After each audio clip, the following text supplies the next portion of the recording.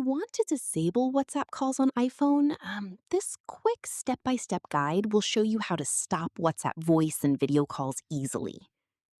First, open Settings on your iPhone. Now, use the search bar at the top and type WhatsApp. Then tap on it to open its settings. Next, find the microphone option and turn it off. This will stop WhatsApp from using your mic during voice calls. After that, turn off the camera permission as well. This will disable video calls completely.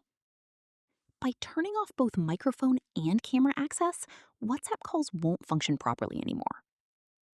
Optional step, if you also want to stop call alerts, go to Notifications and turn them off Allow Notifications. So, yeah, that's how you can disable WhatsApp calls on iPhone and avoid unwanted interruptions.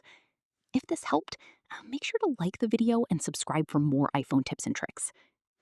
Thanks for watching.